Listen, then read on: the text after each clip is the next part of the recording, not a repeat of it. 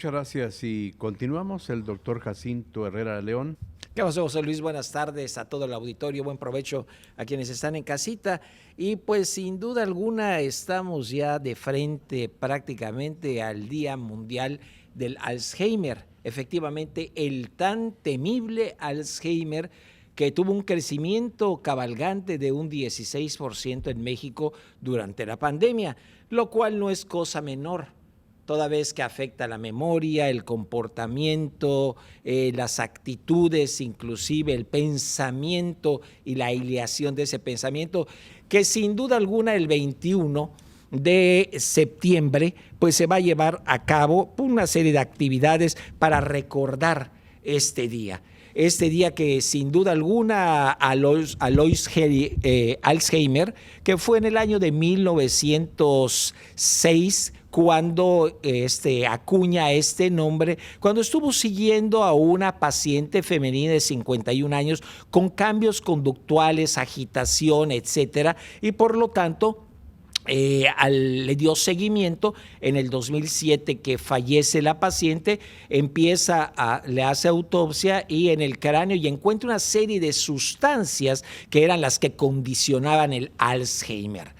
Entonces, a eso se debe que hayan acuñado pues su nombre en honor a él, a esta enfermedad. Y como ya les dije, ¿qué se caracteriza? Se caracteriza por el deterioro cognitivo, por los olvidos, por la pérdida de la memoria, por también trastornos en el lenguaje y muchas veces trastornos en nuestra forma de ser, de pensar, de actuar, de vestirnos, etcétera, que se divide en varias etapas. Pero antes de llegar a ello, quisiera decir qué es lo que qué se encontró, qué encontró Alois Alzheimer en aquella época. Encontró como unos depósitos de un material amiloide, que hasta la fecha, pues entonces se caracteriza por eso, y luego vimos la proteína tau.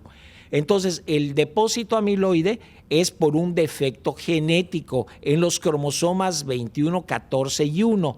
Y sobre todo en el 21 es donde vamos a encontrar esa codificación aberrante que va a dar origen precisamente a lo que viene siendo los materiales amiloides. El material amiloide se va a interponer entre las células y la proteína tau, que es el otro que causa el Alzheimer, va a estar dentro de la célula. Por lo tanto, no va a haber conexión eléctrica adecuada, no va a haber esa transmisión y nos va a causar esta serie de cambios. Sabemos que el Alzheimer hasta la fecha es una enfermedad que no tiene cura, aunque hemos visto que ha habido adelantos en cuanto a algunos,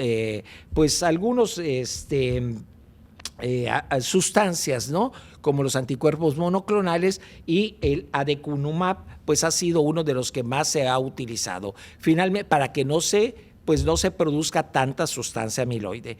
Esa sustancia amiloide lo que va a causar es, conforme se va acumulando, ¿qué va a causar?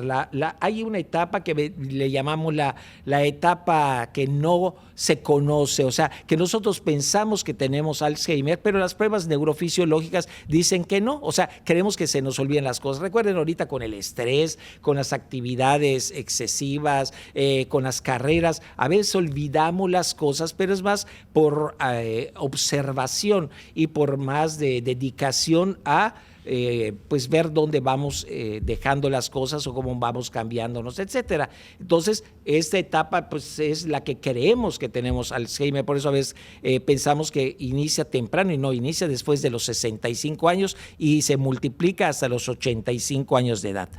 Vamos a tener luego la fase preclínica, donde empezamos a tener ya cambios que son registrados neurofisiológicamente, se empiezan a olvidar las cosas, sobre todo lo que vienen siendo los recuerdos a corto plazo, luego a largo plazo.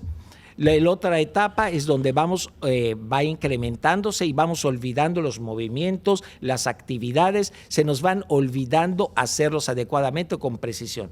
Y en la siguiente etapa, que vendría siendo ya la etapa avanzada, es donde inclusive olvidamos qué es lo que estamos viendo, cómo tragar, evacuar, etcétera, qué es lo que puede condicionar y llevar a la muerte. Una vez detectado el diagnóstico o hecho el diagnóstico de Alzheimer, aproximadamente vamos a vivir entre 6 a 8 años. Así que, sobre todo, en estos pues escaneos que se hace en la gente en etapas tempranas, yo creo que es el momento donde podemos actuar y seguir trabajando para evitar la progresión de esta enfermedad. No quería dejar pasar este día, este momento, para recordar al Alzheimer, que sigue siendo un flagelo, que quienes tienen en casa a alguien con Alzheimer, pues verdaderamente impacta biopsicosocial, no solamente al paciente, a toda la familia. A veces el paciente luego olvida lo que está sucediendo, pero la familia sigue sufriendo el deterioro, ver a tu familiar cómo se va deteriorando. Así que recuerden, este 21 de septiembre es el día de Alzheimer, participen activamente, van a estar hablando y dando conferencias. Adelante, les deseo lo mejor y no olviden esta enfermedad. No lo olviden, como algunas dependencias se encargan de olvidar muy frecuentemente sus compromisos sociales. Muchas gracias, José Luis, y nos vemos la próxima semana en otro segmento de salud.